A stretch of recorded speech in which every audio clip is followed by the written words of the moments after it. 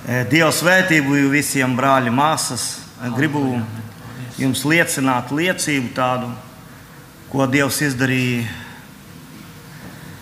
mana brāļa dzīvē. Cauri manīm tas bija, to izdarīja Dievs, ne jau viss es. Bet tā liecība ir stipra un gribu liecināt jums, ka Dieva brīnumi notiek un Dievs ir uzticīgs. Amen. Tas bija kaut kur 1,5 vai 2 gadi atpakaļ. Kaut kur tā, piemēram, nezinu, orientējos uz gadu 7 mēneši, kaut kur tā. Mans brālis bija, viņš bija pasaulē iekšā un tāds partizāns bija. Un uztaisīja problēmas, tur veikalā nozaga kaut kādas pudeles, tur viņam jau bija предупреждение, nozaga kaut kādas pudeles un ielika viņu uz 15 sutkām iekšā cietumā. Tagad viņam pēc 15 sutkām jānāk uz mājām. Es to rītu pamodos, tāds piepildījos ar Dievu, tāds priecīgs. Viņam 3 bērni ir, kopā ar tiem bērniem paslavēju Dievu ar tiem mazajiem. Un tagad braucu viņam pakaļ, uztaisījām galdiņu, mamma mājās gaida. Un tagad gaidu autiņu. Atnāk autiņš. Tur tajā momentā taisīja ceļus Rīga Bauska. Skatos, autobus atnāca, cilvēki iznāca ārā, es stāvēju tur tālāk. Brāļa nav. Es gribēju iet prom pie pļemjaņika uz leju, bet sirdī man kaut kas saka iekšā. Pastāv, neej nekur, kāds 20 minūtes pastāv. Es tā orientējos uz savu sirdi. Un sāku stāvēt, iznāk šofers ārā, kaut kur 15 minūtes es tur stāvēju. Iznāca šofers ārā, viņš saka, panāk čurp, viņš saka, tur viens nomira, viņš saka. Es saku, kur? Man jau, kā nomira cilvēks, jau kaut kādi bija šermuļi. Viņš saka, panāk čurp, tas nav tavs, viņš skatījās, ka tas tumšs laikam esmu. Jā, es pieeju tam autiņam klāt, man telefons skatos, mans brālis.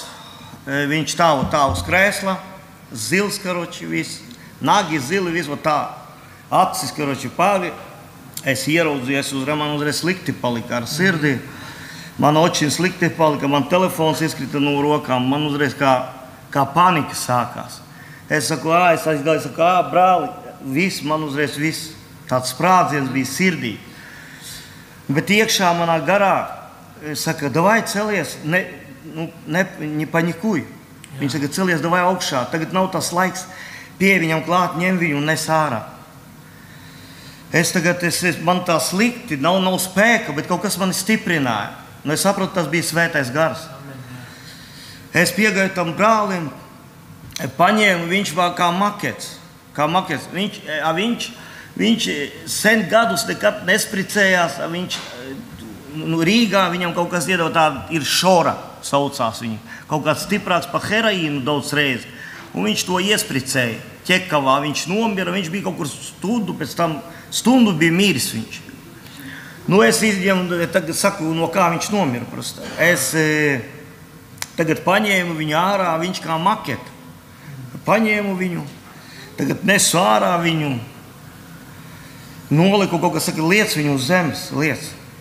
Es noliku tur cilvēki, tagad salasījās. Man tagad panika notiek. Es saku, lūdzu, palīdziet, izsauciet ātros, izsauciet. Es saku, viņš nomira, mans brālis. Man nenāk tagad lūgt nekā. Es tagad kā cilvēks reaģēju uz šito visu. Viens tur zvanā, viens, otrs, trešais, viens tur sazvanīja ārstus. Es paņēmu to telefonu, es saku, lūdzu, es saku, mans brālis nomira, es saku, pārdozēja narkotikas, es saku, lūdzu, palīdziet. Laikam tā poliklīnika kaut kur 2 minūtes. Autostu, Bauskas autostus un poliklīnikā šitā māja, kur tā baltā un tāda. Viņi saka, kas ar viņu notika, kāpēc viņš mīris ir, lūdzu, brauciet šeit. Viņi tur, pagaidiet, mēs jums pārzvanīsim, es noliku to telefonu nos. Es skatos uz to brāli, un man kā vīzija nāk. Es atceros Lāzeri un atceros Mariju. Un tagad nāk, kad Marija teica, ka Jēzus ienāca tajā pilsētā, un Marija teica, ja būtu tu šitanī pilsētā, tad mans brālis nenomirtu. Ja? Bet Jēzus teica, tici, un notiks brīnums, jā.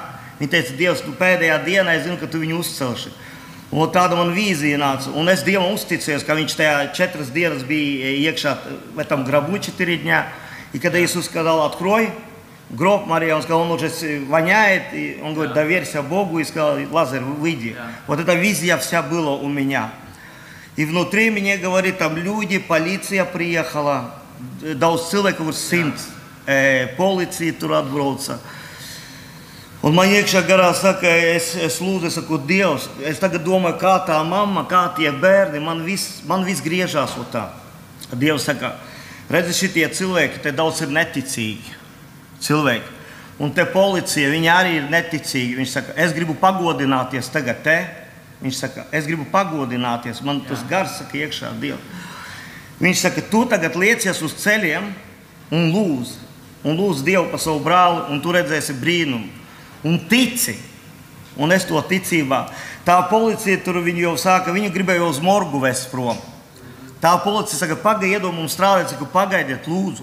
Iedodiet pēdējo, ko man izdarīt, palūgt manam Dievam. Mans Dievs ir stipris, un es gribu jums liecināt, ka Dievs viņu var uzcelt. Viņi saka, pagaidi tur, es sāku lūgt. Es nokritu ceļos, es sāku lūgt Dievu. Es saku, Господи, помоги моему брату, Господи, прикоснись к нему. Отец Небесный, во имя Иисуса я молюсь. Прикоснись с исцеляющими ранами своими. Прикоснись к сердцу его, Господи. Воскреси, как Ты Лазаря воскресил. Я начал провозглашать. Ничего не происходит. Я молюсь, ничего не происходит. Поставил на него руки, просто я почувствовал жар в своих руках. Начал молиться. И потом я сказал, я говорю, Господь, если Ты воскрешишь моего брата, я отдам свою жизнь Тебе. Я отдаю себя Тебе на служение. Прикоснись, Господь, к нему. И поставил руку на него. И он вот в этот момент, когда я поставил руки, я очень сильно плакал. Я говорю, во имя Иисуса воскресни. И он, первый вдох, он начал дышать. Но он не дышал, как человек, просто выпустил вдох. Кто-то мне говорит, поверни его на бок. Я повернул его на бок, начал массировать ему сердце. Начал массировать, он опять, он задыхаться опять начал. Я опять, вот так происходило постоянно. Но я уже говорю, аллилуйя, Иисус. Я на коленях, там люди много. Я говорю, слава Тебе, Господь, слава Тебе, Иисус. Я начал прославлять, я говорю, Ты воскресил моего брата. Я говорю, я его назову Лазарем. Я начал вот так, я говорю, аллилуйя, слава Тебе, Иисус. В этот момент он опять задыхается, и тогда приезжают врачи, только врачи приезжают, раз его подключили там, такой профессионал один, все, он начал дышать. Да я прославляю, я на коленях, у меня все колени в крови были, я стоял просто на коленях, не вставал, благодарил Бога. Его забирают, и такая сестричка говорит, она говорит, слушай, она говорит, у меня есть бедига новость для тебя.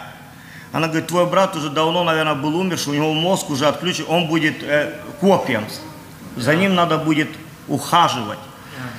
Я говорю, во имя Иисуса, всякое проклятое слово я разрушаю в адрес моего брата во имя Иисуса Христа. Я говорю, если Господь его воскресил, я говорю, то Господь ему даст полное здравие. Она говорит, мы Богу не верим. Она говорит, запиши мой номер, чтобы потом за братом приехал бы, потому что его надо, домой. Я записал ее номер, и я говорю, это будет вам свидетельство, чтобы вы веровали Богу. Я говорю, Господь воскресил моего брата, и мой брат, я говорю, будет здоров и здрав. Я все это время молюсь, его увезли, я молюсь, я понимаю в духе, что так будет. Вот кто-то мне говорит, не бойся, все будет хорошо. Сейчас позвонят врачи, и поедешь за братом. Я молюсь, плачу, Господи, я видел это чудо, это укрепило мою веру, укрепило меня очень сильно. Я говорю, Господи, спасибо Тебе за это, то, что Ты воскресил моего брата, Господи, укрепил мою веру, Господь. Все это время, где-то 2 часа и 1,5 часа я молился, постоянно общение с Богом было. Через где-то 1,5-2 звонит эта врачиха, которая сказала, что я не верю Богу. Она говорит, слушай, она говорит, приезжай за своим братом. Я говорю, а что с ним? Он говорит, он всю больницу на ноги поднял, приезжайте, забирайте его, пожалуйста. Я приехал за братом, слава Иисусу, я приехал за братом, Смотрю, он стоит, глаза невинные, как у овцы. Глаза... Он говорит, брат, а что случилось? Я начал плакать, я говорю, слава Богу, я говорю, что ты жив. Забрал брата, отвез домой. Слава Богу, он больше не наркоманит, не бухает. И жив, и слава нашему Господу, слава Иисусу. Просто я хочу сказать, братья, что Бог, Он верен. Потому главное веровать, вера. Вера делает чудеса. Если мы верим Богу, то Господь совершает для нас все, потому что Он дает нам лучшее. И вера. И я понял, что вера, она передвигает горы. И всем благословения. Будьте благословенны. Слава нашему Господу. Это я вам вкратце рассказал быстро, чтобы долго, там, если долго надо было говорить, там надо было 2 часа. Да. Я вам рассказал вкратце, потому что это Бог вам верит. Аминь.